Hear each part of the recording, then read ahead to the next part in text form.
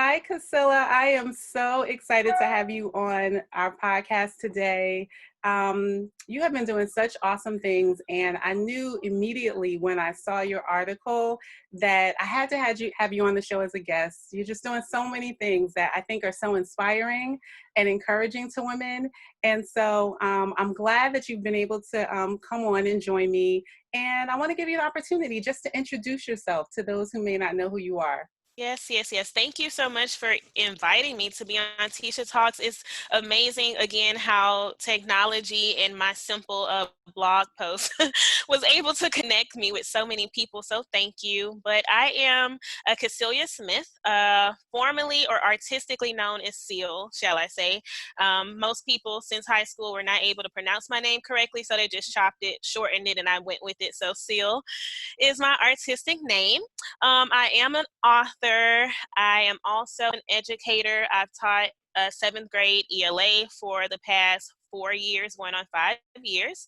And I'm a native Houstonian. I'm a good old Southern gal who loves to focus as well on just empowering people, empowering women, empowering youth. And so this was so fitting that is all what your podcast is about. So glad to be here. Thank you so much.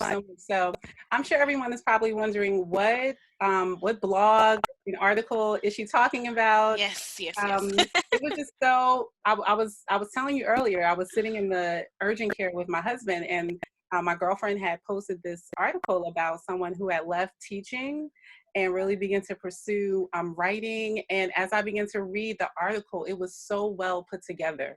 I felt like, Thank oh you. my gosh, she is capturing like what passion is and how to step Oh my. out in faith. And so can you share with us a little bit more about that process and what that article is about? Yes. Okay. So, I believe I wrote that blog back in February, maybe early February, if I'm not mistaken. I've been writing pretty much since high school. But my blog, my website is just a moment of release for me. And so that night, I had left my current teaching position in December.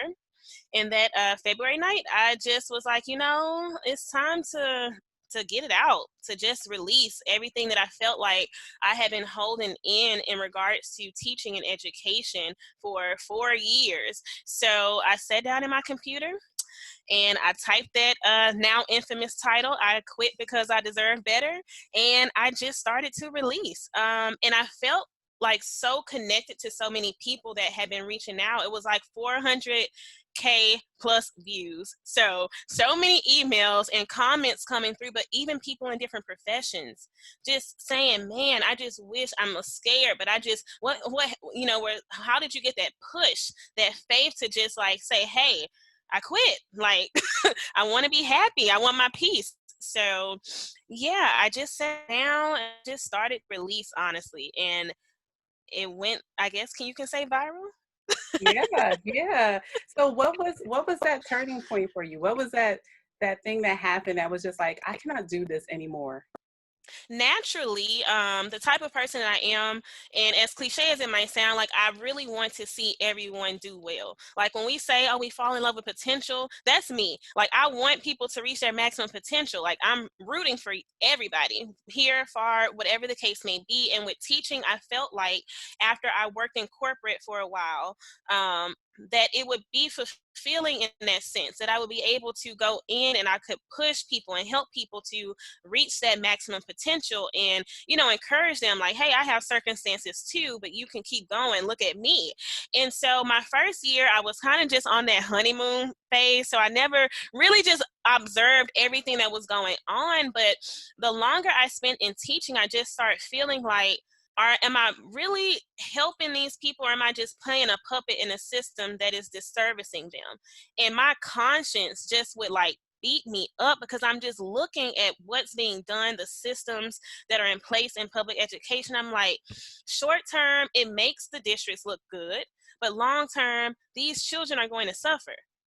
I was a high achiever in school. I could pretty much go in probably any field that I wanted to be in, but that's not the case for everybody. And if it was challenging for me to make it with my achievements, I can't imagine, what these children are going to face. So my conscience honestly just kept just beating me up like, I can't do this. Like, I feel like I'm a part of a lie. I feel like I'm a part of just the disservice of public education. And so I prayed about it. I talked to my pastor. He was like, hey, you've been on my mind heavy. He was like, you're talented. God, is pleased with you. Like, you've been striving, like, follow your heart, make sure you have a plan in place, but go for it. Like, God's going to keep you. That's all I needed.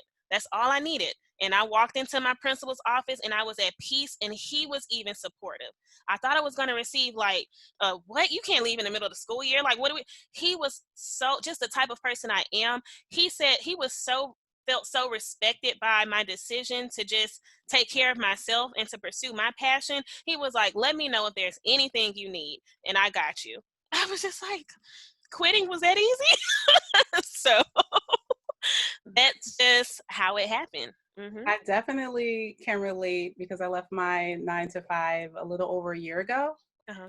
And I definitely was at a place where I was just like, there has to be more to what I'm called to do, right? And I'm like, and I really want to have been impactful. I want to have been able to service people in the ways in which I've been created to do. And I just felt so stagnant and stuck where I was. And it was just like I couldn't do it anymore. Like I really couldn't do it anymore. But like you, people begin to like come on board with it as I begin to express it more and talk about it more. So I know you mentioned having a plan B. What was that kind of like? Because I know for me, my plan B was teacher talks. Like that has to work. There was no Uh-huh. like B, C, and D. But I'm curious, how was that for you? So right now I'm actually reading interventionist, so I still am somewhat in the realm of education, but I'm not specifically in the classroom or the position or environment that I was in. So I'm still using my gifts to help the youth somewhat. But my plan B, honestly, I felt like I got this job. What's the worst that can happen? It doesn't work out, then I'll just apply for another one. So I was like, I'm already writing. I had already self-published 2 books. I do photography as well. I teach dance fitness classes. It was so many other things. And then I was teaching online, teaching English online as well to supplement. So I'm like, there were so many avenues. I was just like, what's the worst that can happen? You flourish, you have peace, you're like, what, you have more time with your family. Like, that was my plan B. I had other avenues in place, just things that I naturally am gifted at. And, I was just like, I'm going to fully pursue what's on my heart. And if by chance this does not work out, then I can go apply to another school, but I didn't want to. I didn't want to. That's exactly how I felt. I'm like, I have this bachelor's, I have this master's. If I absolutely have to get another job, I can do that. And I think So not a lot of people have that mindset, though. I yeah, think that sometimes people feel, like you said, stuck, and they're just so comfortable. Like, I have bills, I have children. We all have bills, we all have children. But you also want to be around for your children and be your best self and show them that you don't have to stay anchored in one place. You can go out and explore different avenues. And if it comes full circle and you end up back where you left, then okay. But how do you know what else is out there unless you take the chance and step out on faith? So definitely, definitely. So let's talk about your passion for writing. oh yes. How did that come about? Actually, Tisha, so I didn't even know. I'm only 30, but my memory is just, whew. I didn't even know that back in middle school, I was really gifted at writing. Apparently, I actually found an old yearbook. My mom passed away last year, and so she kept so many things. So I was able to find this middle school yearbook. Open to the cover, and my 7th grade English teacher, Miss Washington, wrote on there that she wants me to dedicate my first book to her. Like, I'm such a gifted writer. And then I'm like, huh? I was a gifted writer back then. Who knew? I just didn't remember that about me. So, but I mean, I've always started from my earliest recollection. I was writing in high school. So my senior year of high school, I had completed everything I needed to complete. So I just told them to give me a random elective, and they put me in a journalism class. And so they started me off writing in the sports section. And I'm just like, I like watching sports, but I don't know how to write about sports. I can't even dribble a ball. Like, what are y'all doing? Can I get another section? So they put me over editorials where I could write about just, whatever opinions that I had.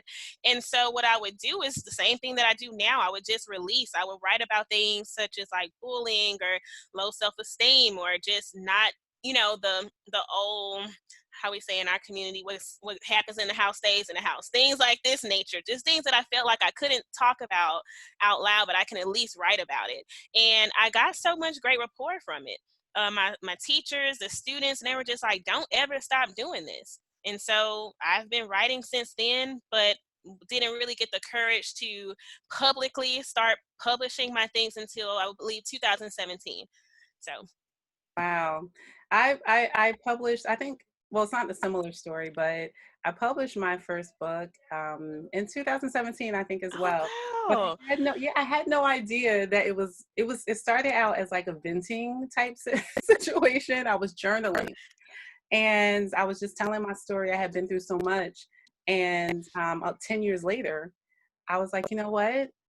As I'm like exploring what is a part of my purpose, I'm like, what can I do with this information? How can it be helpful to someone else?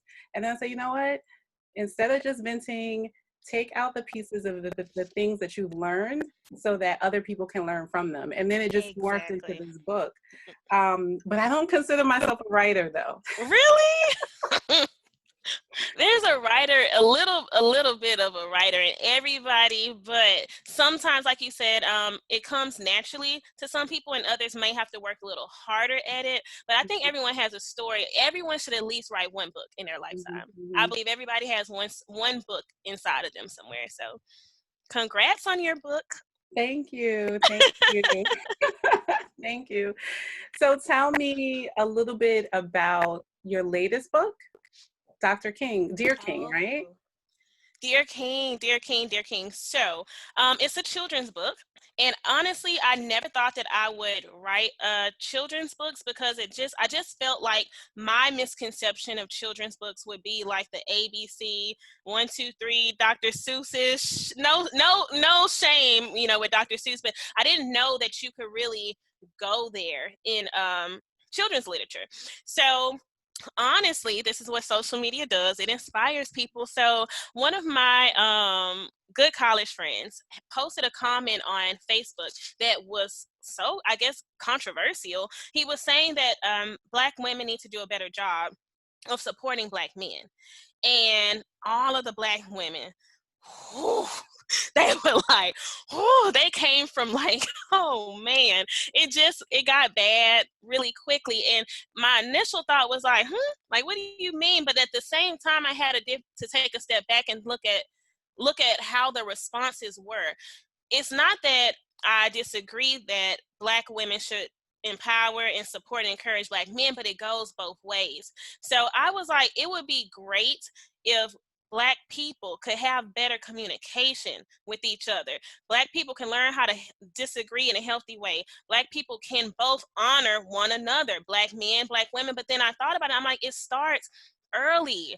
Like Black men aren't taught to leave their families. I mean, they're not born, just, hey, I'm going to leave my family, or, hey, I'm going to, do this. And Black women, the same thing. But I'm like, someone taught them to behave and dishonor themselves. So I was like, what better way for me to, I guess, express myself is to start at a children's age. This is when they're getting programmed to grow and to become who they're going to be in life. So I was like, let me go for it. And literally that next day, I got home from church and the first line came to me. I'm like, Dear King.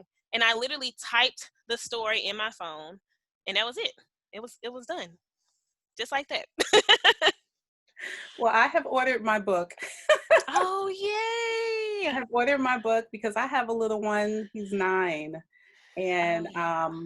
when I was reading what it was about and even the perspective. So can you talk a little bit about the perspective, right? Because it's coming from a little girl What can you So talk most people about think, that? well, is it for boys or is it for girls? It's actually for both.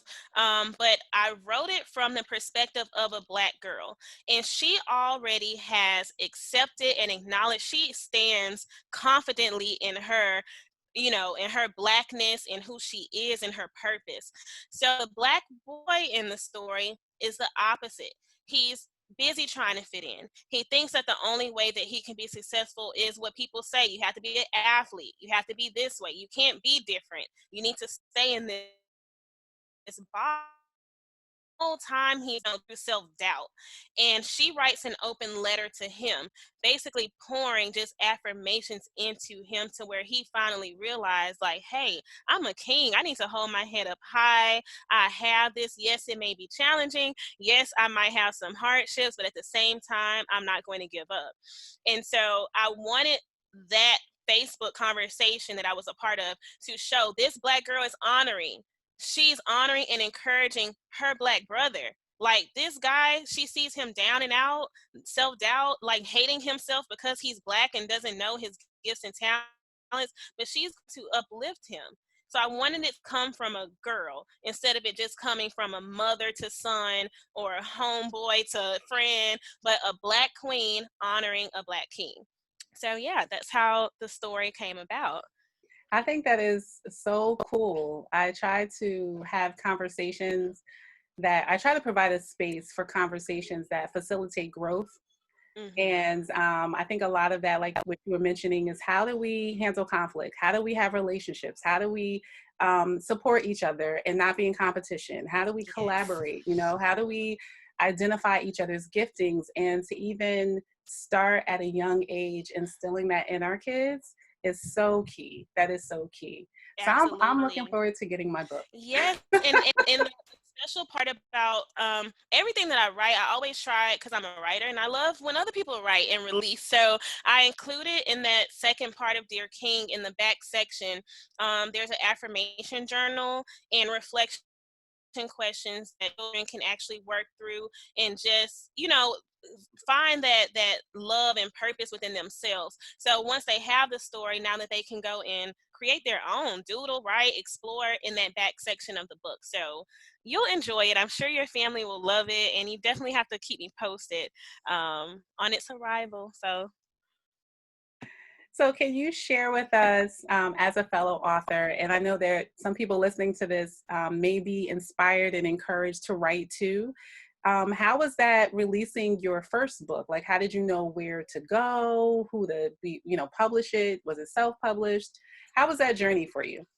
So I do a lot of research just naturally. I spend too long in the grocery stores. I have to look at the reviews, the nutrient value, all everything. So I literally just wait or research the pros and cons of going through a traditional publisher route or self-publishing. And ultimately I just decided to self-publish because I wanted to push myself to do it. I wanted to be able to say, hey, I created this. This is my baby. Can anyone change it? Can anyone say, hey, you might want to tone it down on your Blackness? No, this is my baby and I wanted to produce it. So there's a lot of resources out there. I can just name a few.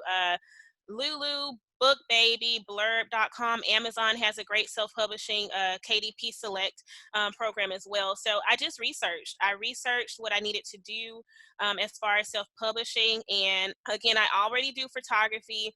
I'm good with like graphics and creating stuff. So I was able to put my book together by myself. And again, it takes a few hours, but I just believe like, you know, I just self-taught. But yeah, it was challenging, a lot of late nights and early mornings. But yeah, I just researched and I had a vision and I wasn't going to stop until it was done. So Wow. So you did the illustrations on the book too? illustrations, no. I this wonderful, amazing young lady, Jasmine Mills. She did the illustrations for me, but she's very, very thorough. I'm actually going to use her for Dear Queen, which is the follow up to Dear King. And basically, I just told her, yeah, I told her exactly how I wanted the characters to look, what I wanted them to wear, the emotions, what I wanted them to be doing, and she brought it to life for Wow. me. So I don't want that to discourage people. A lot of people say, well, I can't draw, but there's people that do that. Just Mhm. focus on creating a story and the vision, and someone can bring that to life for you. So yeah.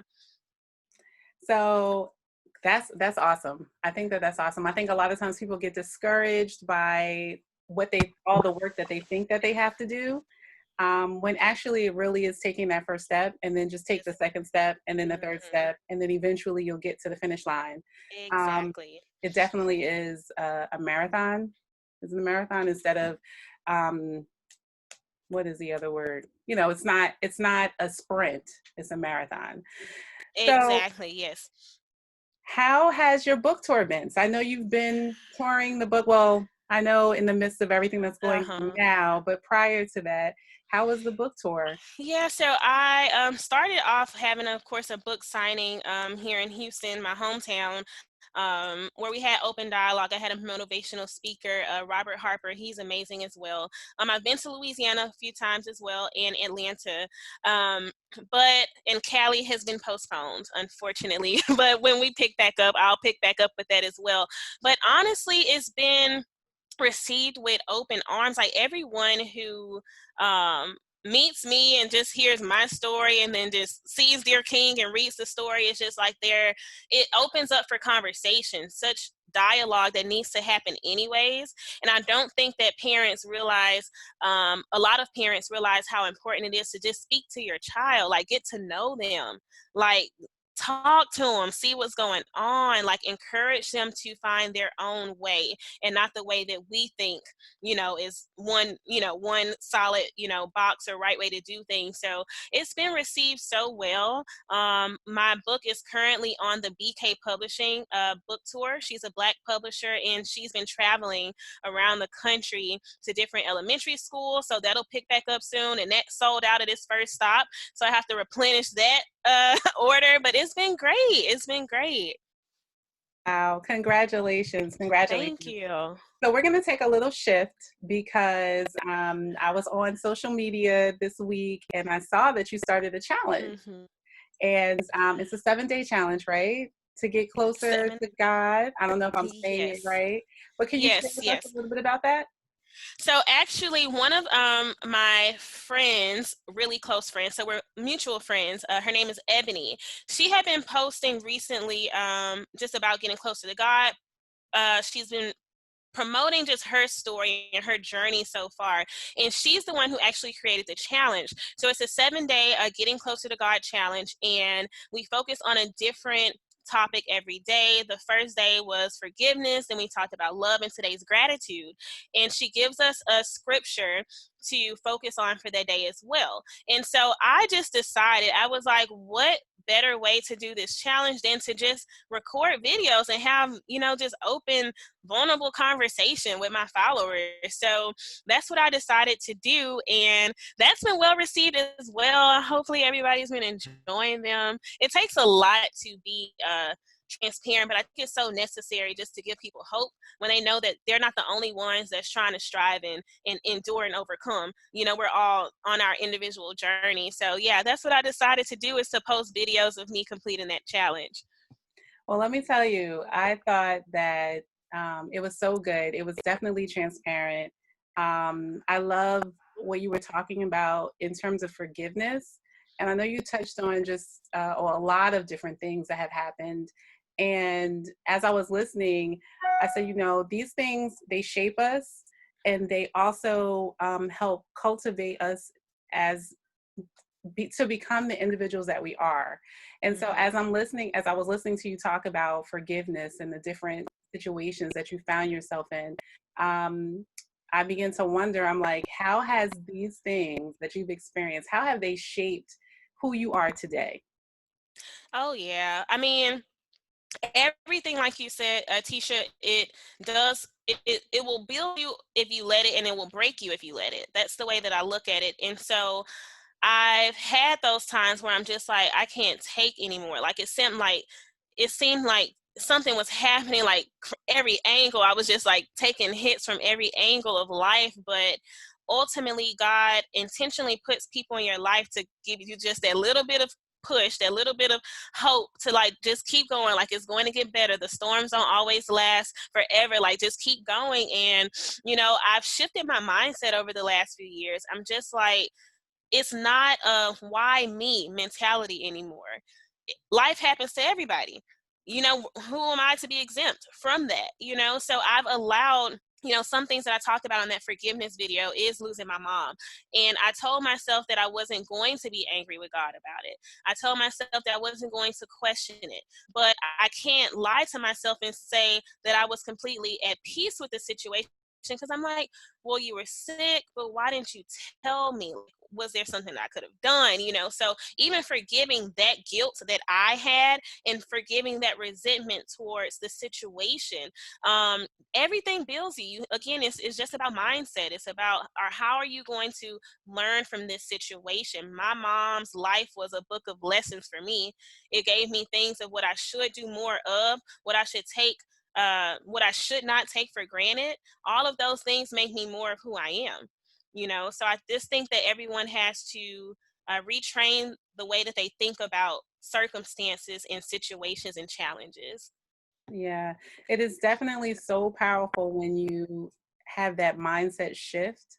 Um, I was talking to someone the other day and I was telling them that I really think that life situations serve at least three purposes. And one is to either bless you, you know, something will happen, it'll bring forth opportunity and bless you. Another is to teach you, and it's a growing moment where it stretches you. And then the Mhm. other one is to bless you, to teach you, and to show and reveal something to you, either about Absolutely. yourself or about someone else. And so, what are we going to do with what these situations are bringing to us? And how are we going to Absolutely. use that, you know, in our lives? And I think for me, and I'm sure for you too, when you begin to make that mindset shift, it puts you in such a place of power, Yep. understanding that you have just so much more control over your life, over the way you live it, I should say, you know, and not so much the circumstances. So I'll say I was really blessed and encouraged to see you share that, because I know a lot of people who, like you said, just take it and they allow it to weigh on them and to start sending them down this hole that just gets Hmm. deeper and deeper. I've had a lot of friends who have gone really, really deep into whether it be depression or whatever it is, because of life. And life Yeah. is difficult, you know, it really is. Um, but, but God, right? Absolutely. And I think that it all goes back to people. We have to start being honest with ourselves before we can start even being honest with anyone else. Like, it's okay to have a day where you're not okay.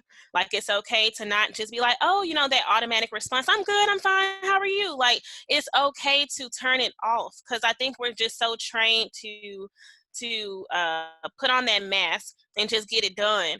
Like, sometimes we have to stop and say, hey, I'm not okay with this situation. This hurt me. This affected me. Like, I need help. Like, this is what's going on. And I think when we can start being honest with ourselves, we can release some of that weight. And like you said, take control of our mindset and how we react and appreciate situations. Because I always say, even in the darkest of situations that I've been through, it's always revealed something beautiful, whether about life or about something that I needed to know about myself.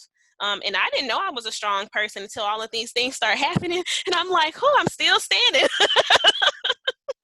So, yeah, it's all about that power and being transparent and honest with yourself about your situation and your feelings, I believe. That is so good. That is so good. I'll be waiting for the book that's going to come out about Yes. You're, forgiveness. yep. Oh yeah. Oh yeah. Oh, I actually have a see, this was a surprise, but I might as well, because it's anyways, but I created a reflection and planning journal. It's going to be released in a few weeks, and it is broken up into three sections of healing, dealing, and elevating. And so that healing and dealing part, whew, it will be a release. So I'll keep you updated with that as well.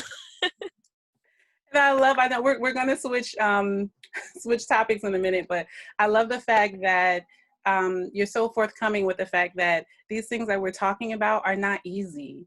Like they're not easy, but they're necessary. If you want to walk in peace, if you want to be a whole individual, it's life is about evolving and growing and stretching, and sometimes taking us out of our, not sometimes, most of the times, taking us outside of our comfort spaces Absolutely. so we can fully blossom, right? So Yes. I love that. I love that. But we're going to shift gears because I do want a lot of the people that listen to my podcast, they're looking to, align the things that they're passionate about, the things that they love to do with some type of purpose or some type of business. So I wanted to talk about what have been some of your greatest challenges as you've started like embarking in this space. I will say two two things specifically. One of my first greatest challenges was just my own self-doubt. I had to get out of my head and stop comparing myself to other people's journey, like, hey, they seem some further along, or they were only 18 when they popped, why am I 30 and it hasn't hit. I had to get out of my own mind of what could go wrong. So once got out of that negative or pessimistic headspace, because I'm the biggest cheerleader for everyone else, but when it came to myself, it was like, can you do this? Like, you can't do this. Like, can you really do this? So I had to stop that. And then number two was the support. I actually spoke about this a few years ago. When we're starting out, we also have to take the personal emotion out of whatever we're pursuing. What I mean by that is people think that it's going to be, oh, I'm good, I have a lot of friends, I have a lot of family, like they're going to support. Your friends and family are not always your fans. Not saying that they don't always support you, but sometimes they'll be the ones that's scrolling by, or they may not be, so happy to repost, reshare, or to purchase. So you can't rely just on your inner circle for support. You have to be ready to get outside of your comfort zone, connect with new people, put yourself out there and build those relationships. So that was a learning experience, understanding that, hey, yeah, I have all these friends and followers on Facebook, but that does not mean every single one is going to be my street team. Like, it's going to be a little bit more challenging than that. But yeah, those are my two things: self-doubt and building those relationships in my true support systems as well. So what did it look like to build a support system outside of your family and friends? Because I think that is one of the biggest shocks that people have. It's like, are you not liking my post? And are you guys not supporting me? And moving past that. But then it's like, okay, now what? Like, how do I go beyond, my little core? Exactly. So again, believe it or not, I do not like talking in front of people. I know I'm a teacher. I know I do all of these things, but I get so anxious. But the thing is, again, I had to step outside of my comfort zone. You have to go along with the way of the world.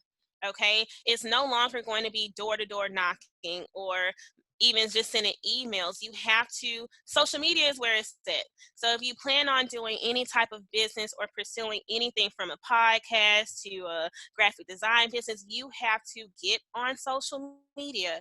You have to get comfortable with social media. And the way that I was able to start building those relationships was by doing exactly what I'm doing now, being transparent, showing people that all of my posts is not just about business, support me, support me, support me, but actually showing that I'm a true person. I'm hopefully a likable person too. So, but you have to be ready to put yourself out there, no matter how uncomfortable it may be, but that's how you build. And again, I'm talking to you from states away. Without social media or technology or us embracing that, would this even be possible? So yeah. I completely agree with you. I even now I'm on my 84th podcast or something, and even now, every time I'm getting ready to invite a guest, it's like weeks before I actually send out the email, or it's like, I still have people that I'm still supposed to confirm with because it's Yes, still like a that's a challenge. good problem to have, though. It is. It is. But I wanted to share that because I think sometimes people think, okay, I did it, I've mastered it. No, like with Mm-hmm. every new opportunity and new step requires new things, and you still have to continue to put yourself in that space. And so I think that Exactly. that's an excellent point. That's an excellent point. So tell us, as we begin to wrap up, tell us what is next for you. I know you mentioned the reflection journal. Yes, yes, yes. So I'm just in this space. And again, I do take, what's going on in the world right now very seriously, practicing social distancing and everything. But I've also been embracing this time in just creating. I think that if anybody, everyone who makes it out or beyond this coronavirus pandemic, like you should have projects and be ready to produce because we have so much time to do so. There's no excuse, no more excuses. So I'm going to continue to write. I have the reflection and planning journal coming out in just a few weeks. It's called From the Concrete because I based it on that Tupac poem, A Rose That Grew from a Concrete. And I was like, what better way to heal, deal, and elevate than to talk about how you can still blossom and bloom regardless of your circumstances. So that will be out soon. Dear Queen will also be out once the world resumes. And I'm just going to keep writing, keep speaking, keep being transparent, and hopefully keep encouraging other people to write their story and to hopefully appreciate mine as well in the meantime. I definitely love what you're doing. I love your tenacity and your dedication to it, because it all takes a level of dedication and commitment to just keep going and keep going. Yes. And most definitely, this is a time to be creative, to look for different opportunities, to Mm-hmm. see the world is shifting, and just making sure that you're shifting the way that God is calling you to shift in this space as well Exactly. too. And a Um, schedule too. That's what yeah. I've learned too. Too much idle time can be a bad thing. Like you have to, the way that I pursue my passion, Tisha, is I look at my passion and the projects that I want to do, just like my traditional job. Like it's not optional. There's no calling in or calling out. I might have a few sick days, but I have this designated time to work on this project, and that's what I'm going to sit down and do. So, if other entrepreneurs are listening, I think that a rigid schedule, will help plan out your week in advance. That always helps me to know which project I'm working on, when I need to make calls, when I need to communicate with people, and that will help. Go at it just like as if this is what's going to pay your bills, because hopefully one day this will be what pays your bills, and you can leave that 9 to 5 life alone. I completely agree. You answered my next question about like what advice would you give? Oh And yeah. definitely Mhm. having a schedule and seeing it as a job, like taking it that seriously. And I think in the midst of this corona, with the kids being home and the schedules being changed, you definitely can see that even more, why it's so important to just be To just be intentional about what we're doing and what we're pursuing. And absolutely. so, Casilya, is there anything that you want to leave us with? Give us your information. I would say again, just one last message of advice is just make sure that you do tap into whatever your gift may be. It is our job to fulfill our purpose, and you're doing yourself and so many people in the world a disservice when you don't pursue it, because we need where you have to offer. So just make sure that whatever you love to do, do more of it. My Instagram, if you want to follow me, is at Sil, SIL, the writer, THEWRITER.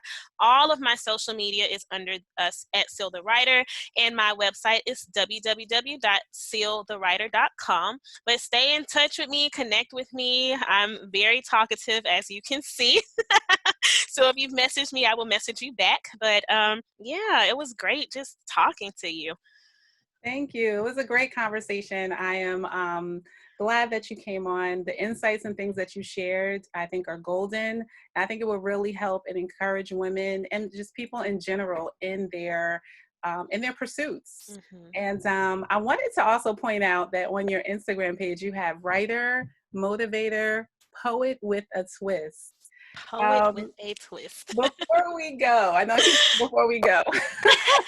Before we go, can you tell me a little bit about that poet with a twist? Yes, so poetry is my first love. Because I don't say I'm sensitive, but I am emotional. Like I can tap into those feelings, and poetry is just my first love. But I feel like the way that I say things, from what I've been told, and the way that I write things are just in a way that it's not conventional. So I always say poet with a twist, because it's not going to be your Edgar Allan Poe, but it's going to be Seal. It's going to be, my heart just in word form. And so yeah, that's what I coined when I was writing out my Instagram bio. Well, thank you. I want to encourage everyone listening to check you out. Go to your Instagram page. I will definitely say I can get the poet with a twist because I was captured by the blog and the article that I read. Thank Very you. good usage of words and just really able to see like your heart and your space, and you create a really good image, but not just the image, it attaches our emotions to it. And Hmm. so I just think it's really good. And I encourage everyone to support. And we look forward to your reflection book that's coming Thank out and you everything so else we much. got going on. Thank you, Tisha. You're welcome. Thank you so much for being a part of this podcast. Bye, everybody. Thank you.